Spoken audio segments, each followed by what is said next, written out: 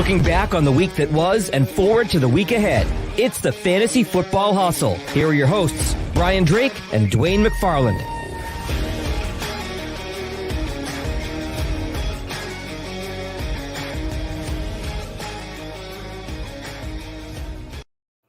All across the fantasy universe, welcome in one and all to the Week 5 edition of the Fantasy Football Hustle, powered by our good friends at Pro Football Focus. I'm Brian Drake, joined as always by the analytical assassin. It's PFF Senior Fantasy Analyst Dwayne McFarland. How are you, sir? I'm good, man. I've just been sitting here watching every Cordero Patterson touch. Oh, my gosh. Yeah, I was going to make a sexual joke there, but we'll keep it PG. But man, Cordero Patterson, we're going to get to him today. What a showing, and I just traded him in my big home league. Wait till you guys hear what I pulled off for Cordero Patterson. It is a sight to be seen, folks. But yeah, what a great time to be a fantasy football fan.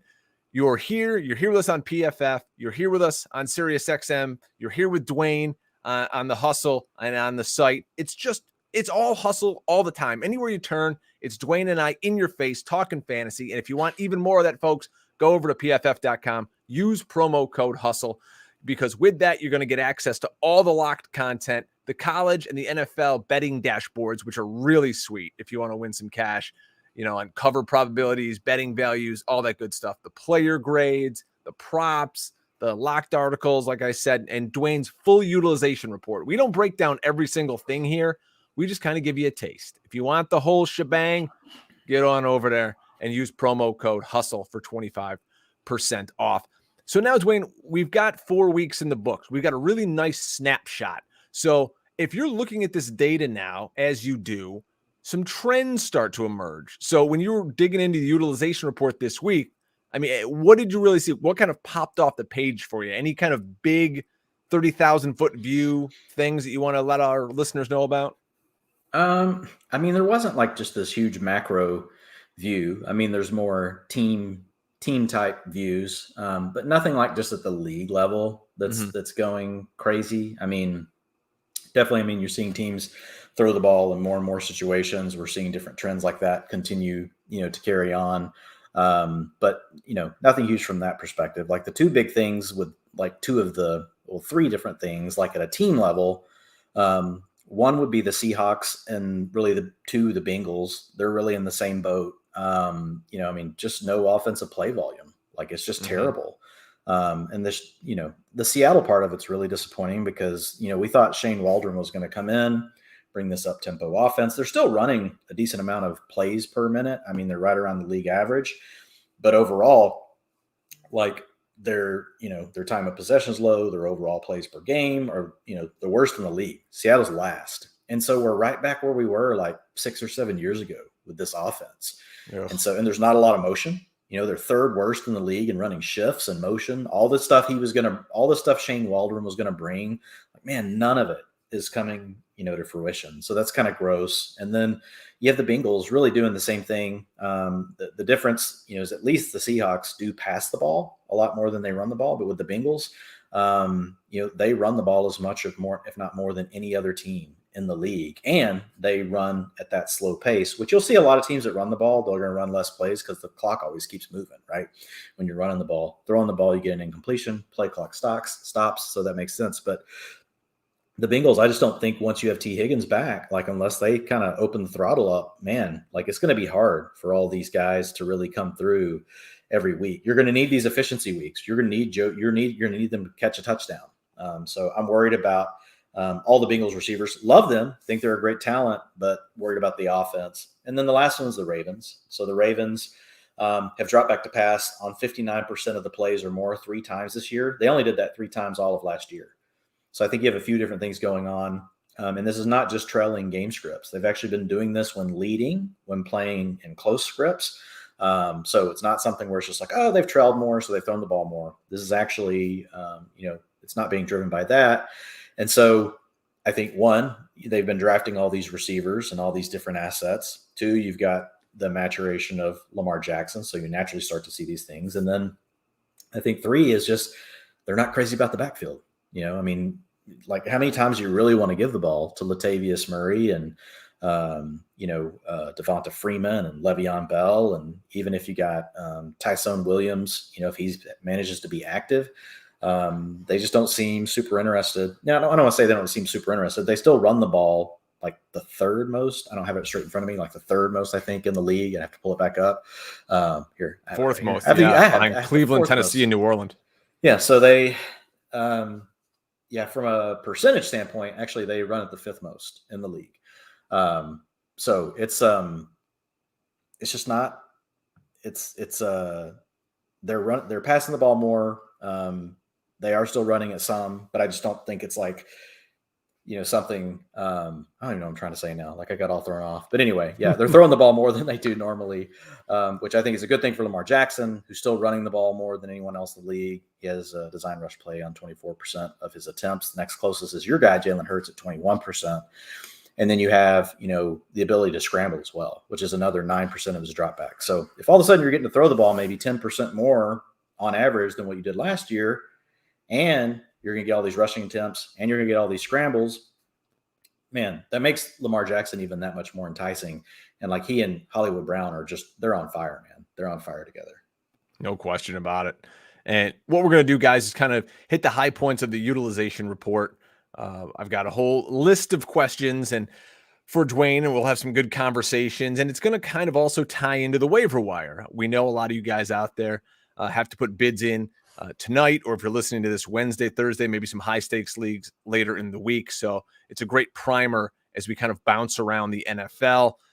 Follow me on Twitter at Drake Fantasy. Of course, you're all following Dwain at Dwain McFarland. And the show is at FF Hustle. So what do you say, folks? The chat room's loaded. They're real active. Let's get into it. All right, Dwain, let's start things off in Chicago, where David Montgomery will miss 4 to 5 weeks due to a knee sprain. Now, the Bears have a Week 10 bye, so they could choose to rest him through the bye, and that makes Damian Williams the top waiver ad of the week. Chicago's top 12 in rushing attempts and are top 10 in total rush yards. With their quarterback situation, Dwain, they're going to do everything they can to keep the ball out of whoever's under center's hands. Williams totaled 70 yards on Sunday, 50 of which came after Montgomery's injury. So let's talk about Williams, and maybe later we'll also get some thoughts on Khalil Herbert, who, when he came out of school, was ranked 5th in PFF's yards after contact metrics. So some of you guys in deeper leagues might want to file that name away. But let's dig into the Damian Montgomery week here on the waiver wire.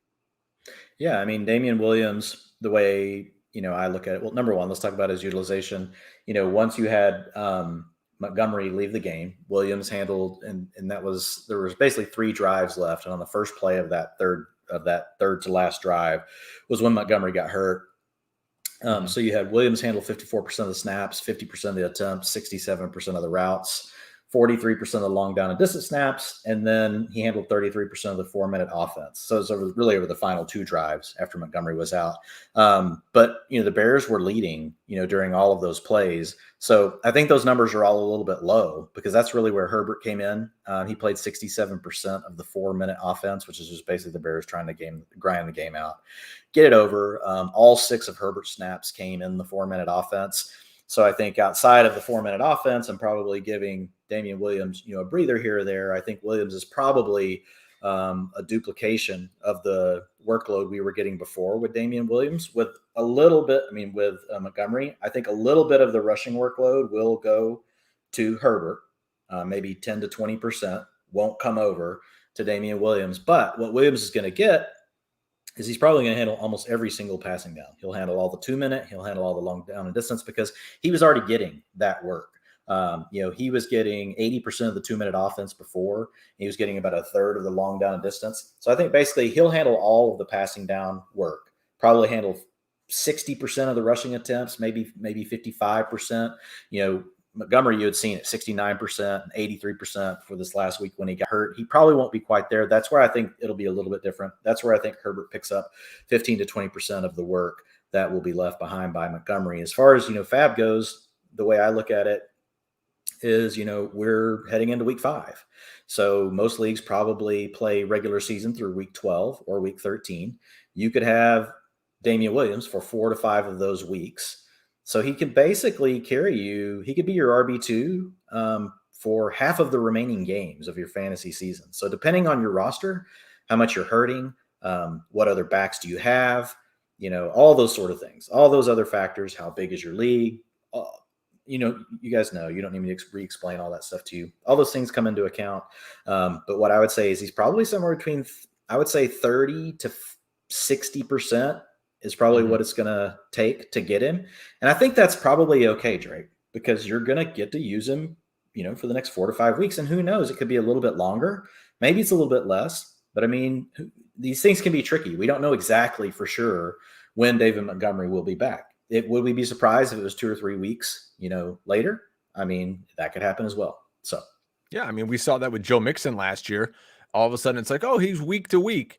1 week goes by, 2 weeks go by. Sooner or later, oh wait, Joe Mixon's just not coming back this season. So a buddy of mine texted me and he's like, "How much should I put in for, for Damien?" And I'm like, "Hey, listen, if you're gonna be aggressive, if this is a starting quarter or starting running back for you for the next 5-6 weeks, I mean, what is that worth to you at this point? You've probably had a bunch of people already shoot their load on different waiver priorities through these first 4 weeks. So you probably have a better shot of getting him. But if you're sitting on all that money, I mean, why not? It's a good chance to get a player. Here's the thing too, Dwayne. It's not like he's just some like rookie handcuff guy. Like when Chuba Hubbard comes in, like we know he's actually an NFL running back. We know he can carry the load and, he can get you in the end zone around the goal line. We know he can catch the ball. I mean, this offense, and this is where I want to transition to next. This offense is just killing me. They don't want to play Justin Fields. They don't. They want Andy Dalton to be in there. But if you're an Allen Robinson owner, you are pulling your hair out, and like me, whatever hair you have left, because Dwayne, is awful in this offense. I mean, you can't start Allen Robinson at this point. What do you do if you've got A-Rob, you invested a 3rd round pick in him? I mean, the only thing you can do, I guess, is bench him. I mean, I've got him I put him at wide receiver 3 last week. I'm going to leave him there this week. I mean, his utilization is all there. It's just the offense sucks. I mean, look, it's tough to get 24% of the targets on the season this far into the season and be ranked, around wide receiver 60. Like, that's hard to do. Like, it's not easy. I mean, typically at that type of a target share in a typical offense, you're probably going to be somewhere, you're at least going to be in the top 30, right? With a shot to even be higher. And if you're a talent like Allen Robinson, you would expect to be, at least a wide receiver 2, but that's not what's happening here. So look, I mean, if you rostered Allen Robinson, hopefully you're just playing him as your wide receiver 3 right now. A lot of you are not going to have better options, or if you do, you're going to throw a name out there to me like, well, I could play Marquez Valdes-Scantling. I would definitely just play Allen Robinson. I mean, if you've got, maybe someone, I mean, even if you start getting to like Christian Kirk, AJ Green, I don't know, a lot of these kind of wide receiver 4, wide receiver 5 types. With those, I'm still probably just going to stick, with Robinson. Now, like if you had a Kenny Galladay, a Cortland Sutton, those type of players, I would definitely play them over Allen Robinson. Here's an under the radar kind of story because it broke late. It's a West Coast team, but Chris Carson, folks, did not practice today. They have the Thursday night game, Seattle does, against the Rams. So Bob Condata, who covers the team on the beat, says it's a neck injury that was holding Chris Carson out of practice on Tuesday. So his snaps the last 2 games are under 50%. And now Alex Collins is in the mix. He rushed 10 times for 44 yards and a touchdown. Alex Collins only rostered in 2% of Yahoo leagues. So this is something I think a lot of fantasy players are going to be asleep at the wheel with because maybe they didn't follow the game. It might not have been on all over the country. And they're not getting the breaking news on it. Chris Carson did not practice, but I think this is a real sneaky waiver wire ad for Thursday if you can get your hands on Alex Collins. Yeah, so like if you play in the FFPC or something, like this is the type of player that's actually available. I mean, I went and searched my 30 teams. Damien Williams was available 3 times, which I was surprised that he was even available that much. So Perine was available, I think, on 10 of them. And Alex Collins is available several times. I actually have Alex Collins on like 6 rosters already. So look at you, bragger. Well, dude, that's freaking deep leagues, man. You're just grabbing guys that could be the next up. Once I saw Rashad Penny was out, I just grabbed Alex Collins for cheap last week before the game started, thinking, well, if Chris Carson goes down, I got, Alex Collins for $1 off the waiver wire. So yeah, with Carson, you're right. I mean, it's been two straight games. So if you look at week 3, he was actually knocked out of that game briefly with a hamstring injury, but he came back in. And then he was not on the injury report last week. So we don't know, like, was he just injured out of the gate? Was his hamstring still, hurting going into last week and they were already limiting him? Yes. Rashad Penny got work, not Rashad Penny. Alex Collins got work later in the game, but he was also involved earlier in the game. More of his work came at the end. And maybe that's something that happened, maybe that's part of this neck thing, or maybe that neck thing, I don't know. I haven't even read this report yet. So I don't know if that happened today, if that happened in the game. But yeah, I mean, Collins, not knowing much, like I wouldn't go overboard with him, but I think he's a great backup. Like, for example, if you're going after Damian Williams, let's say Samaje Perine is your number 2, and then maybe Alex Collins is your number 3. Who knows? We may need to change that to Alex Collins 2, Perine 3, based on what we hear between now and when your waivers run. A lot of you, it's going to be tonight, but in a lot of these bigger national contests, it's tomorrow night. So we'll have another day to kind of decipher what's going on. But yes, Alex Collins looks good. So he's looked good, through the preseason. He's looked good on the few carries that he's had. So yeah, he's a player that I would be interested in rostering. I would be happy to start him, in a pinch, for a week. Again, I don't like the play volume with this team. I don't like the offense overall. I like Russell Wilson. That's who you're trusting. You're trusting Russell Wilson just to keep the offense going enough to hope Alex Collins can, punch a touchdown in. Let's transition. You mentioned Samaje Perine of the Cincinnati Bengals. Joe Mixon suffered a low-grade ankle sprain on Sunday.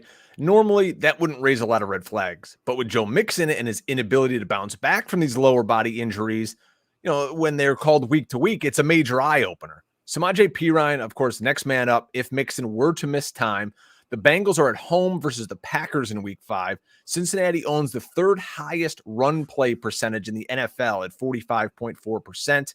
So if Samaje Perine is on the waiver wire, Dwain, how much are we going to bid for him? And just kind of a little scouting report for our listeners out there.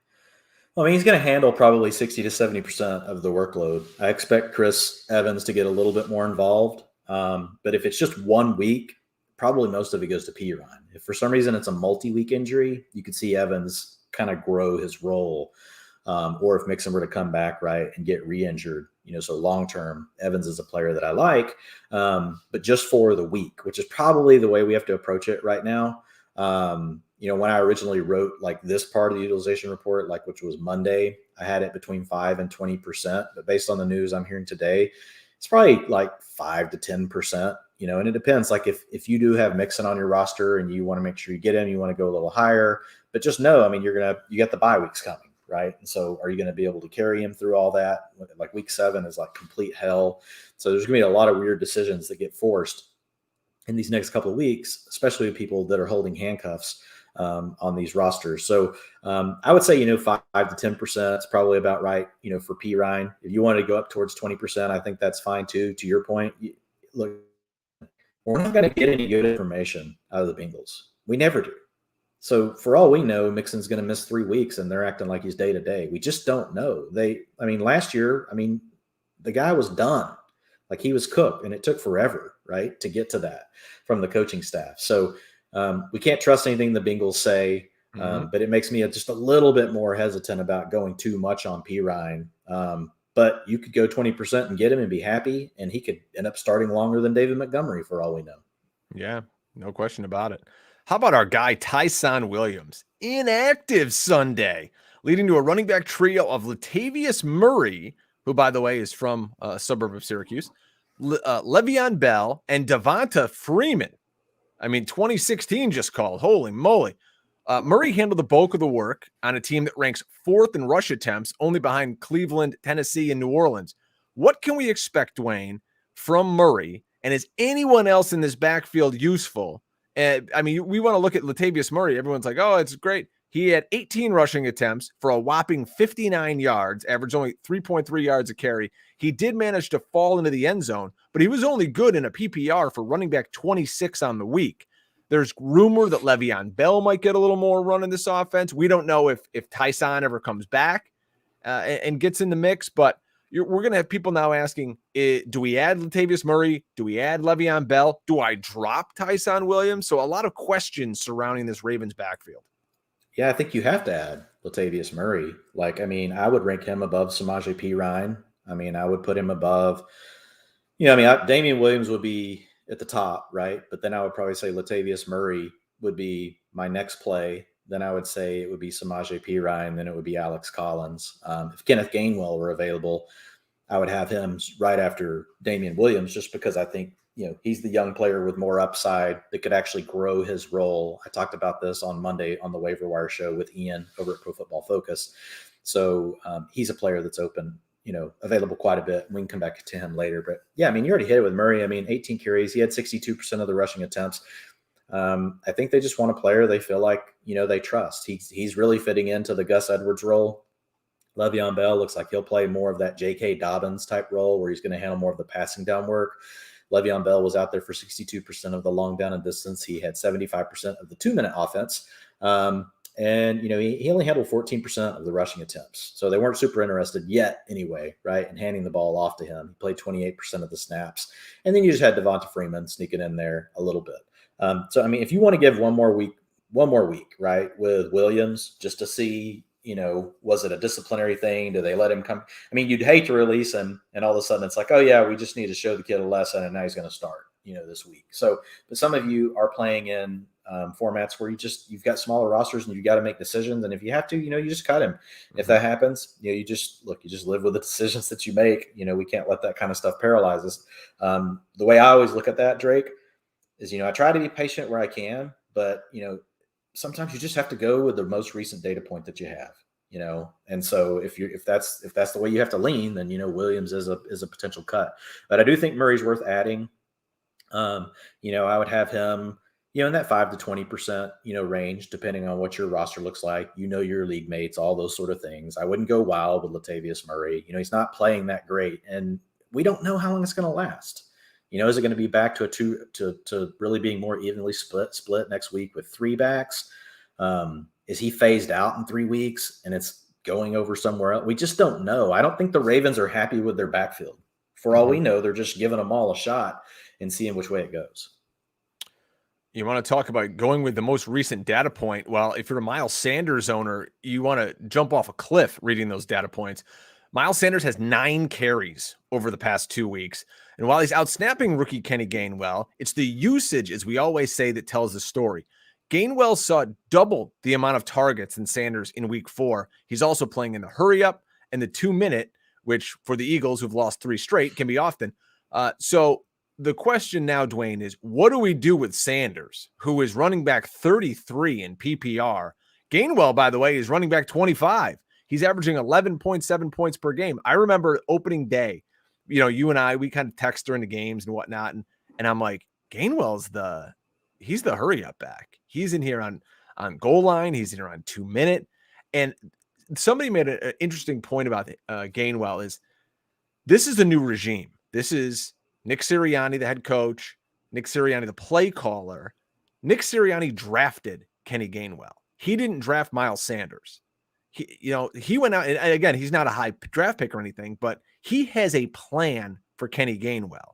And Miles Sanders just kind of looks, even though his metrics are off the charts in terms of, I'm sure, Dwayne, you can pull him up here, his, elusiveness and missing tackles and all that, but Gainwell just looks so much more explosive. They're using him out of the slot. They're throwing him passes on 4th downs, when they need him out there. It's crazy. And Kenny Gainwell's a guy who, here's the problem though. I don't know when you're ever going to want to start him because he could easily have a 4-point week. Yeah, but we have players essentially with the almost exact same utilization named Cordero Patterson. That's the RB2 overall in fantasy. So you're reading my home league roster here, Kenny Gainwell and Cordero Patterson. And yeah, I'm 1-3. And I'm not saying that's going to happen, right? More than likely it's more that just Patterson's, we'll get to him in a minute, but he's going to regress. But I just like Gainwell because he's the younger player. I think he could work his way into a bigger role. All the things you just said are all true, which is why, for me,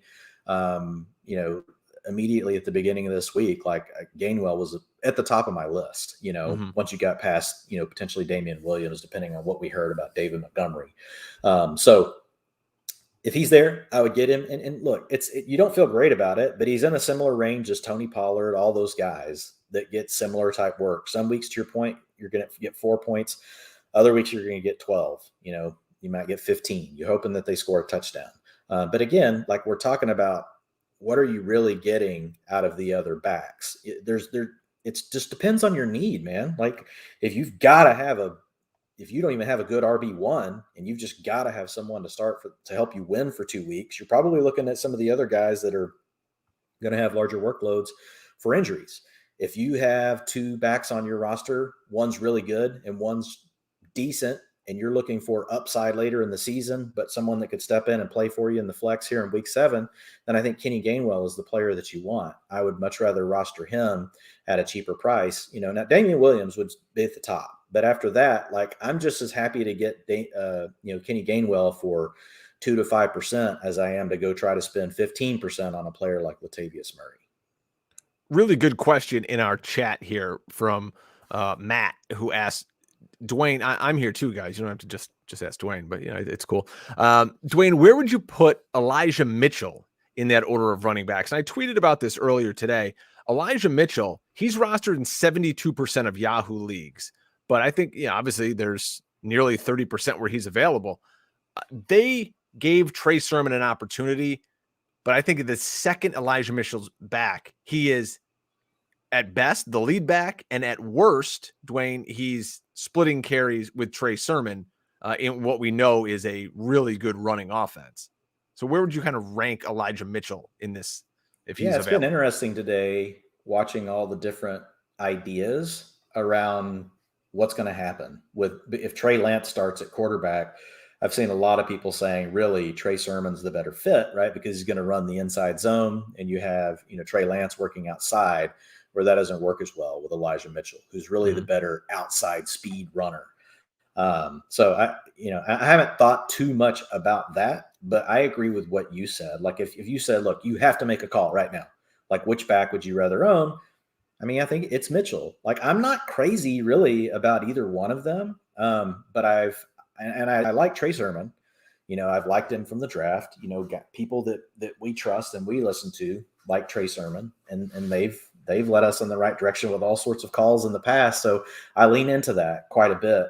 But what I know is the coaches, used Mitchell a little bit more, right, than what they used Trey Sermon when Mitchell was out. Now, it's not as crazy as what people thought. Like, look, Mitchell didn't have the passing down work either.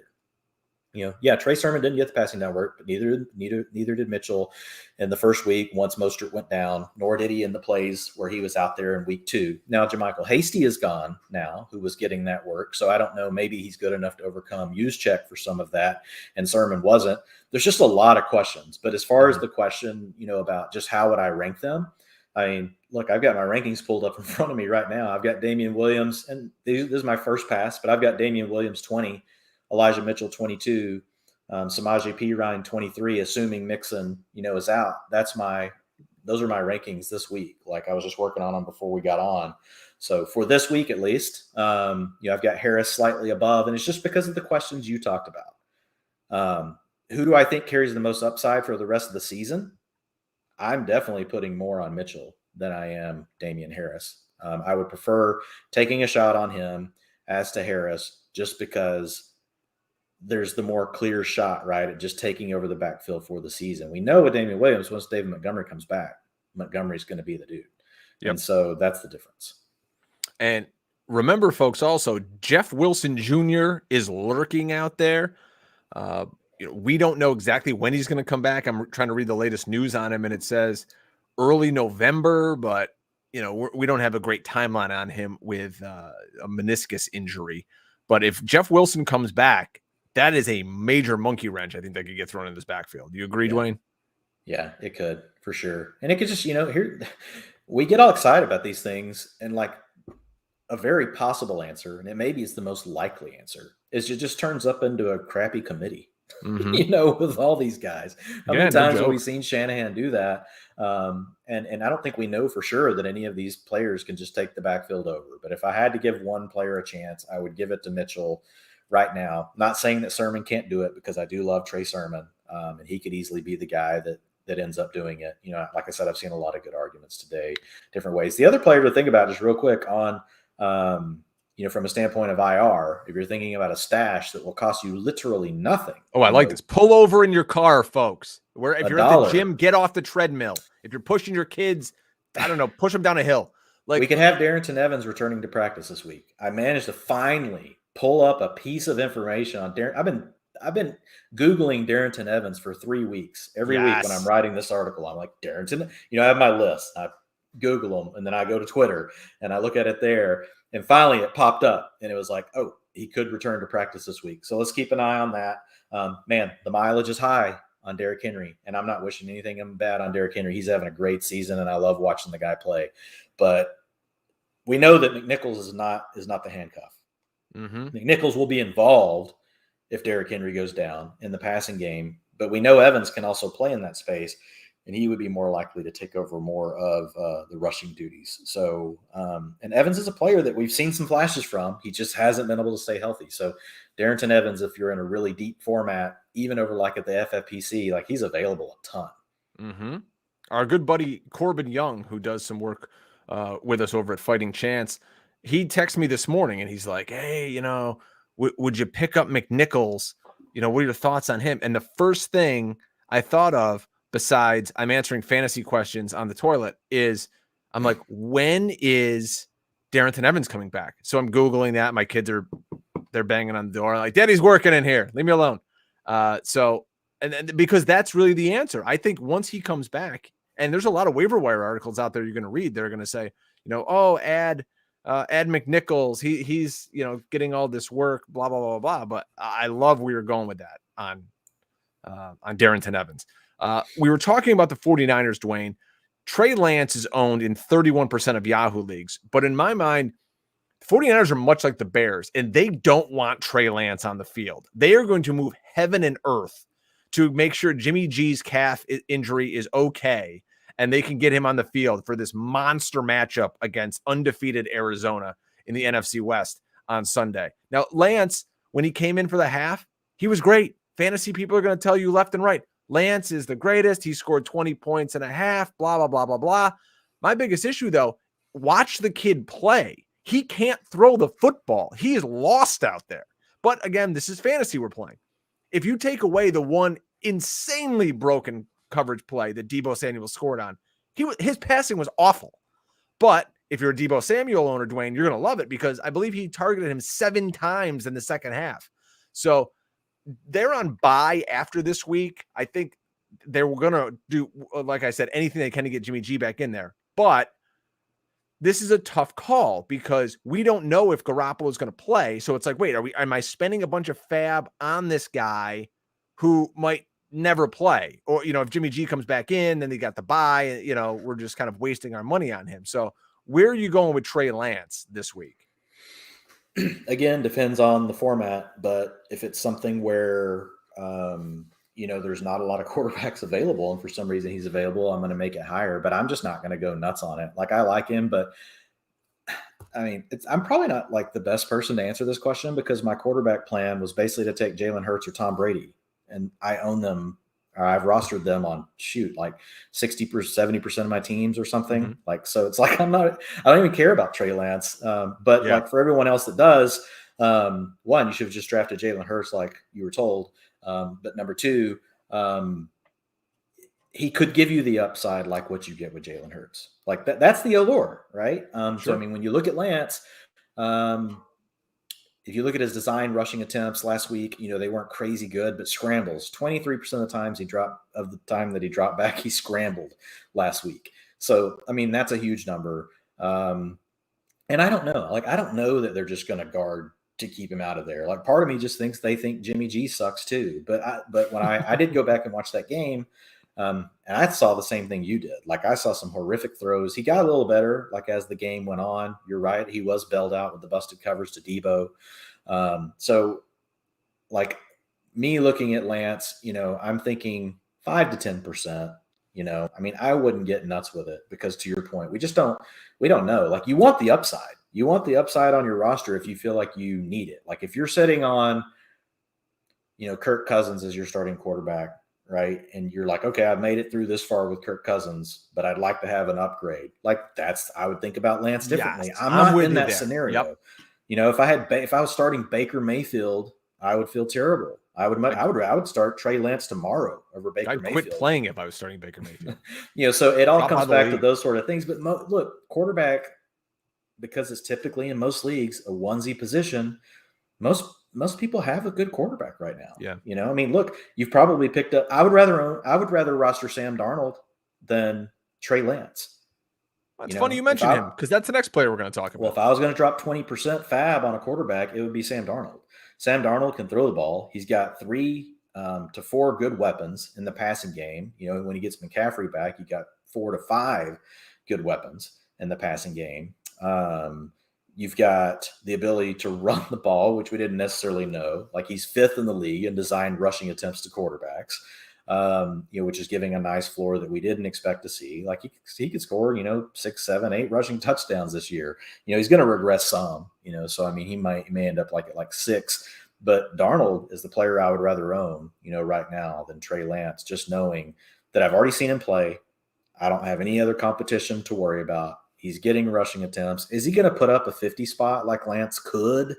No. But is he going to complete dud you 3 out of 6 games as well like Lance could? No. I think we've seen enough from Darnold now to know, he's going to have some games that he's going to struggle, but he's in a good offense. So I like Sam Darnold. I think he looks really good. He leads the NFL in rushing touchdowns. Yeah, I trust him at this point. I mean, I've got him in my top 12 quarterbacks for the rest of the season. Yeah, I don't blame it. And it's very tough. We got a lot of folks in our chat room asking, well, what quarterbacks would you play over Trey Lance this week? And it's tough to say because we don't know if Trey Lance is even going to play this week. Yeah, I'll just say, assuming Trey Lance does play, because I was just working on this. Give me 1 second. Let me click over to it.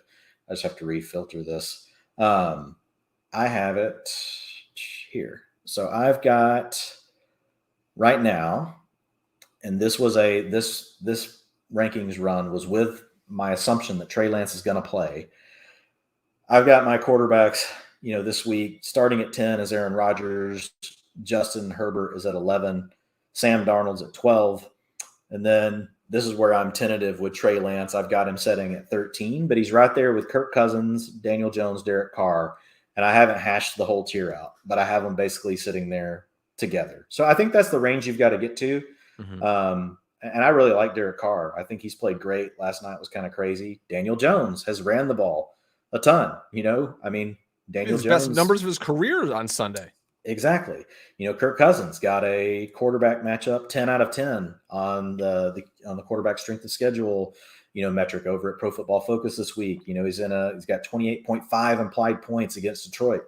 So that could all go to the running backs with Cousins, right? That's the problem. But I mean, you've got a lot of good matchups this week. So I don't think it's something where you're going to have to force, Trey Lance into your lineup. But my guess is when I'm all said and done, he'll land somewhere between 13 and 15. I will probably have Derek Carr above him just because Derek Carr's played really well.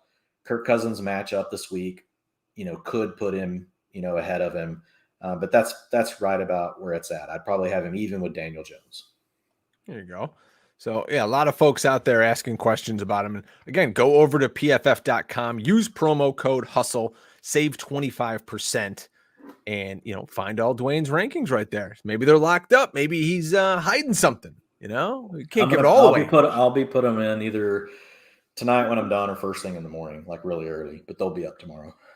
Dwayne, we're talking about upside, and we know Trey Lance has that rushing upside, but we want to give people upside with their partners out here. And it's football season, so you know what that means. We're going for 2 here with the sponsors of today's show, Manscaped. I wish I would have worn the t-shirt knowing that they're sponsoring our show today. Their shirt, my son, who is in 4th grade, is dying laughing every time he sees it because their slogan is, your balls will thank you. And every time he sees it, I had it literally laying on the kitchen table for 3 days. My wife's like, can you get rid of the shirt that says your balls will thank you. Luckily my young daughter has no idea what it is, but we want you to use promo code PFF at manscaped.com for 20% off and free shipping. It's 3 and out of the window for all those other trimmers. Now is the time to tame that Wildcat offense. Dwayne, they got to get me right in these scripts, by the way. They got to get me. George and the guys over there, just call me. You got my number here. So the brand new Lawnmower 4.0 is here to take your defense to the next level. This 4th generation trimmer features cutting-edge ceramic blade to reduce grooming accidents thanks to their advanced skin-safe technology. The Lawnmower 4.0 has 7,000 RPM motor. I don't think my first car had that. A new multi-function on-off switch that can engage and travel lock and gives you the ability to turn on a 4,000K LED spotlight. I'm actually using that right now, Dwayne, because it's too dark in my basement. That's what's illuminating me here on camera. But we want you to use all that fun stuff. Go over to manscaped.com. Get 20% off and free shipping using PFF as the promo code. Again, free shipping, 20% off, manscaped.com. We don't try to sell much stuff here on the show. You guys know that. We got our cool apparel shop from Viridian Global, like the shirt I'm wearing. We got the PFF thing. We had the boards early in the season. This is a cool product. Dwayne, I know they sent you the product. Have you used your Manscaped stuff yet? I haven't used it, but I do have it. And I have it in there in my bathroom by all my dude grooming stuff. So I need to try it.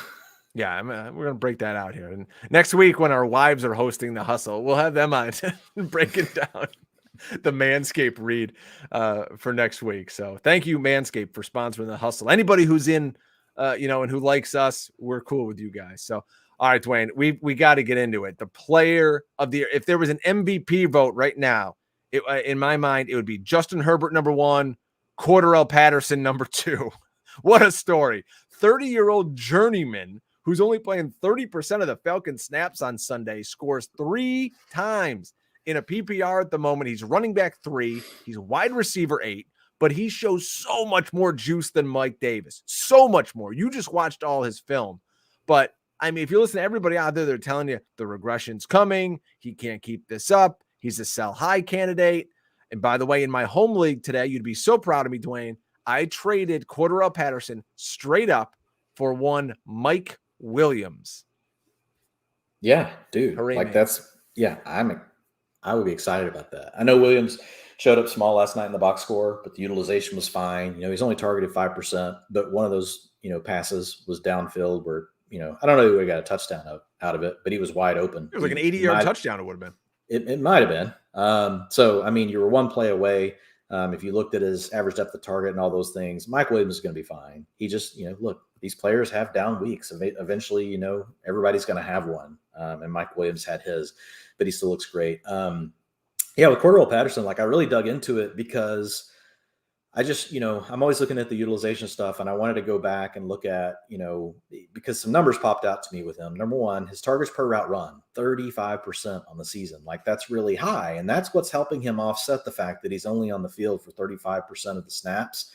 He's only out there for 28% of the rushing attempts, but the routes are the key, right? Routes plus targets per route run are where the magic happens. If you guys remember the blow-up week that Rondell Moore had a few weeks ago, it was basically like the blow-up week we just had with Cordero Patterson, but Patterson's was even better. Mm-hmm. And so, no, it's not sustainable. And if you go back and you look at the plays, first play was a blown coverage by Washington.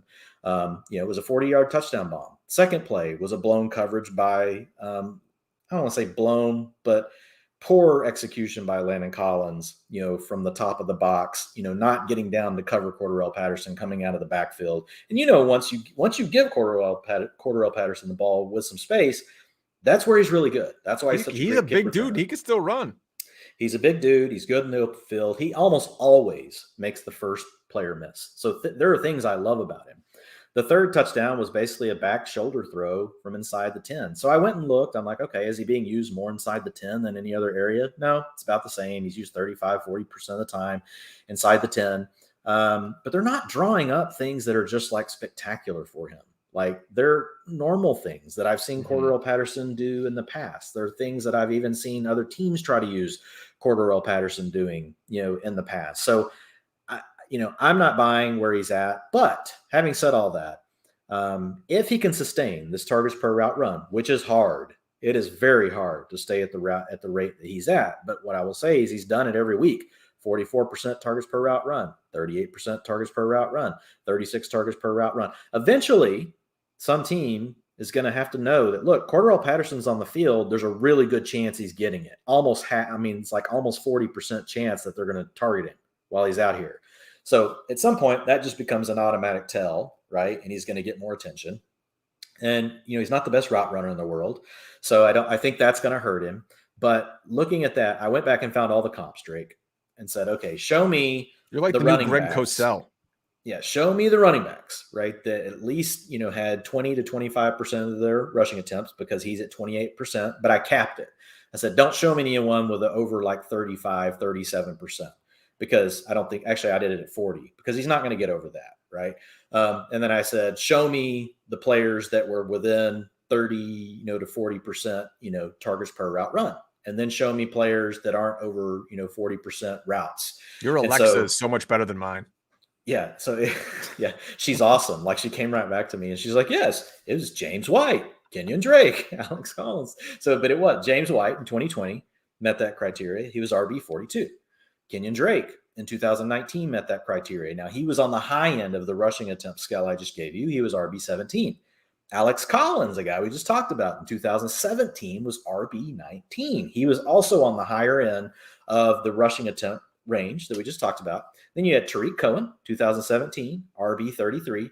Darren Sproles, 2013, RB 23. So those are really your comps. They're not perfect, though, because going and now watching all of his plays, I only watched a few of them before I wrote this, because, I'm trying to crunch all the data, and I'll answer these questions about why I don't have Monday Night Football, and I'm sorry that I don't have it in there, in the utilization report when it comes out, on Tuesdays. But back to this question real quick. So with Patterson, basically what you have there, is you have a low end RB3, right? You have a mid-range RB2. Now, he's not a perfect comp because he lines up outside more often than these guys did, but my data that I have on them lining up inside slot, outside, all that stuff doesn't really go back far enough to give a really good sample size. But still, what I did is I just went ahead and looked at it after I had written this, just against receivers, just say, okay, just show me receivers, guys that are outside that had this type of target per route run, so getting a lot of targets every time they're on the field. And again, it was kind of a similar thing, but it was worse. Like, there were no receivers that even were able to finish anywhere near as high as these running backs did. So where I'm at with it is, look, he could end up being an RB2 for you, which is great. You're going to deal with ups and downs for sure. Most likely he's a low end RB2, somewhere around an RB3. Worst case, he's an RB4. But what I would do is I would sell high if I could. I just wouldn't give him away, though. Meaning, if you can get someone to pay the RB2 or RB3 overall price tag for him, even discount it down to they trade you something that's like you're getting you're trading a low end RB1, not even a top end. And you're getting something commensurate with that value back in return at receiver or another position that you need. I would do it, because I do believe the odds are better that the player you're going to get back, as long as you're smart and who you're trading for, is probably going to give you more value over the rest of the season. Now, again, do not give him away. Like, I've seen some things like, oh, well, okay, do I trade, Cordero Patterson for Zach Moss? No. Do I trade Cordero Patterson? Let's look at some of the receivers. Do I trade Cordero Patterson, for Marvin Jones? Do I trade him for Antonio Brown? No, I probably wouldn't trade him for Antonio Brown. I just got Mike Williams for him. He's wide receiver. Exactly. 5. You have the right idea. Set your sights high. He's so high right now, and people are like, nobody's ever going to do that. Recency bias, people forget how strong it is. That's why I went for Mike Williams. The guy scored 1 point this week. Everyone's Recency geez, he let me is down. Huge, and most people can't avoid it. They can't help it. It's still going to bother them. So if you can get something for him, do it. But what I would say is, don't give him away. Don't give him away, because I've at least shown you that there is a possibility he at least pays off the RB2 for you. And if you need him in your lineup, as your RB2, because maybe you went hero or anchor or you went zero, then great. Cordero Patterson is a player that you're just going to keep playing, and you're going to live with it. He's going to give you some big weeks. He's going to probably give you some duds, but you just go with it. And the best thing about Patterson is he has in Yahoo wide receiver eligibility and running back eligibility. Now, remember, folks, next week the buys start. So how great is that? You can plug in this guy and you go, oh, this week he's my running back 2. Next week he's my wide receiver 3. Then he's my flex. That's awesome flexibility to have. We just had a question. Our buddy Justin Soto, who joins us all the time. Would you trade Cordero Patterson for Mike Evans? I would. Yeah, give me Mike Evans. That's me. Yes, I would. No question about it. So, real quick, I know some folks ask like why the Monday night games aren't in there. Because when I'm writing the utilization report, and maybe I'll get, and I've worked on my efficiency and all this stuff, but man, it's just a beast. And by the time I'm done with it, to be honest, I'm just being transparent with you guys. I don't even want to go back and get the Monday night games. I'm going to go look at them later, and I don't mind talking to you about them on the pod. But by that moment, my brain is starting to move on because I've got to do my tiers piece. I've got to do rankings. I've got to make sure they're up and ready to rock for you guys on Wednesday so you can be thinking about your Thursday lineups. So it's my brain is just moving into this transition mode. It takes me, just so you guys know the process. So I start gathering the data Sunday night. I pull it in, all of it on Monday morning. It takes me about 2 to 3 hours to get all the data exactly the way that I want it and need it. And a lot of it's automated, but I still got to look at it. I got to QA it. I got to make sure I feel, got everything lined up the way I need it. And then doing the research on the data, I'm doing that while I'm working through it and getting everything set up, and I'm taking my notes. And I do a first run of all this on Sunday night when I do the recap shows with Ian. So I've built up a process. And you're listening to me on Sirius XM. And you're listening to Brian on Sirius XM. And, so that's when I do my original pass. So I kind of got an idea of the players I want to write about, but then I'm firming that all up on Monday morning. And man, by the time I start writing it and start pulling it all in, it takes me, I'm not done until about, I got done a little early today. I got done at 10 and got it turned in, but usually it's a full day and a half process to get the whole thing done, get it all written, make sure, it's edited, it's clean, and we have an editing team that helps with all that. But I got to have it to a certain state. And honestly, when I get to that, last night I slept 3 hours. I went to bed at, I felt like I was cramming for an exam. I went to bed at 3, got back up at 6, to get it finished and have it out the door. And by the time that's all done, then to go back and pull all that data in again, to pull in the 2 for Monday night, it's my brain and knowing the other things I need to start on. That's why. You're the only maybe eventually I'll get to that. I would love to have it that way. And maybe next year I'll have even more of my process automated to where I could do that. It's just where I am right now to get it to where it's at. It's just a lot goes into it. And I love it. It's a labor of love. But by the time I get to the end of that, you guys, I am as much as I love utilization, by the time I'm done with the last team, I'm okay, I got to close the book on this and I got to be moving on. You're the only person more efficient than Cordero Patterson out here. I'm definitely not if I was efficient as Cordero Patterson, I would finish this thing in 3 hours, Drake. Yeah. So again, use promo code HUSTLE. I really love, and I texted you this before the show. I love the new format for it, where at the top of the article, you're doing week 4 takeaways, sell highs, buy lows, upgrades, downgrades. Then you go team by team. It's really a very well done piece, often imitated now throughout the industry, but they can never duplicate the work you do here. So let's do some rapid fire stuff here. I'm going to throw a couple players at you here. Tell me about Laviska Shenault. Yeah, so with Shenault, the routes didn't go up last week after you had DJ Chark get hurt, the third play of the game, and he's out now, with an ankle, injury, went to IR. You didn't see the routes go up. You actually saw Tavon Austin come in. But what you saw is potentially a change in the role, Drake. And you saw Laviska Shenault now working further downfield. He wasn't just at an average depth of target of 5 every play. He was still getting to operate, from the slot. So you saw that increase in ADOT. You saw an increase, in his air yards. And what did we just talk about with Cordero Patterson? You saw an increase in his targets per route run. And so it's one of those situations where when I look at the Jaguars, and you and I talked about this in the past, Brian, it's Brian, 2 weeks in a row, Drake. So it's killing the brand. I am killing the brand. I like to talk to so many different people. I'm using first names. What's wrong with me? But looking at, Shenault, thinking back to Patterson, it's the targets per route run thing. And we talked about this in the past. That was too many mouths to feed for a bad offense. When you've got, Jones and you got Chark and you got Chenault, and then, we got to get the ball to the back. It's just, there was too much. And now it's condensing down. Now you have Marvin Jones, you have Laviska Shenault, Tavon Austin, who cares? Like, he gets 5% or whatever. The tight ends, look, Dan Arnold, maybe can come in and do a little something. He can work the seam. He might be able to help out. But it really is going to be about Marvin Jones, Laviska Shenault, and James Robinson. That's the three that they need to focus this offense around. So I like that. I think that's good. And that's what you saw once you had Chark leave the game. You saw Laviska Shenault's targets per route run jump to 32%. The weeks before, he had been 21% and 12%. He's at 20% now on the season.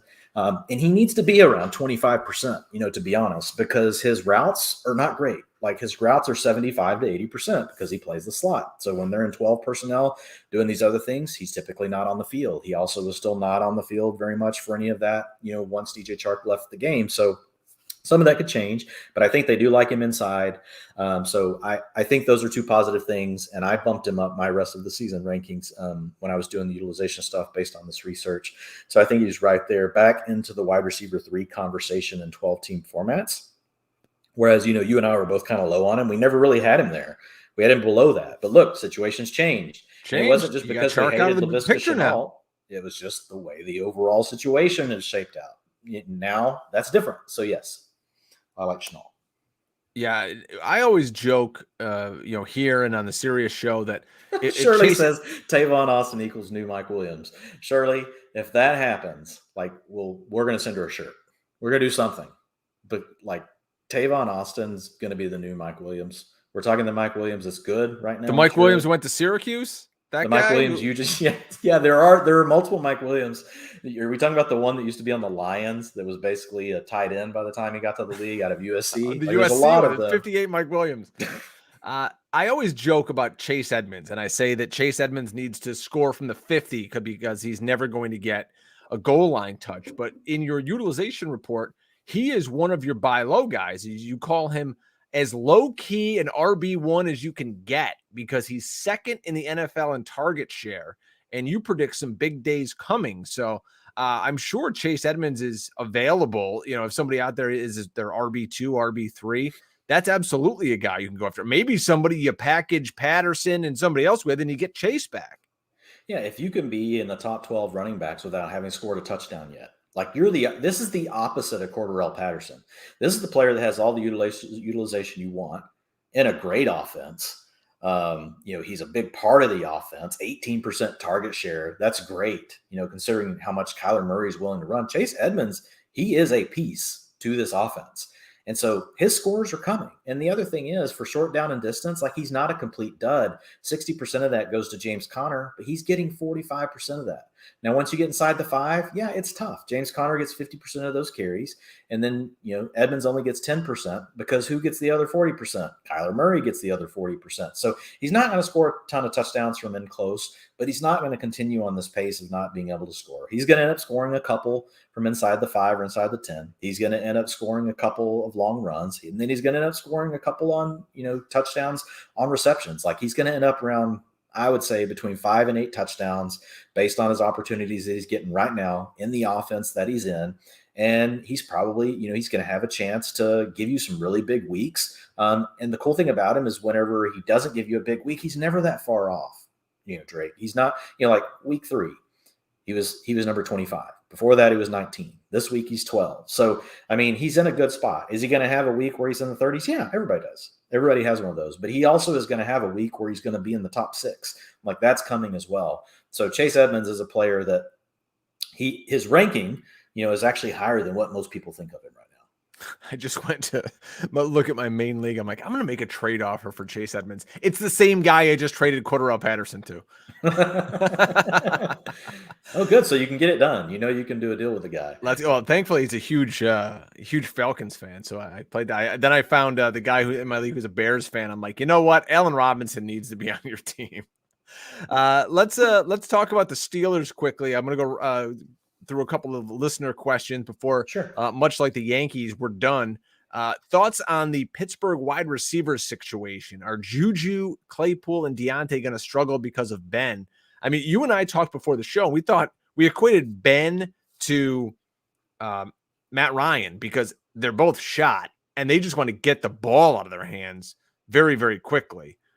So yeah, I don't think he can sustain all three on a week-to-week basis. I think they're going to have spot weeks, like Deontay caught a 30-yard touchdown this past week.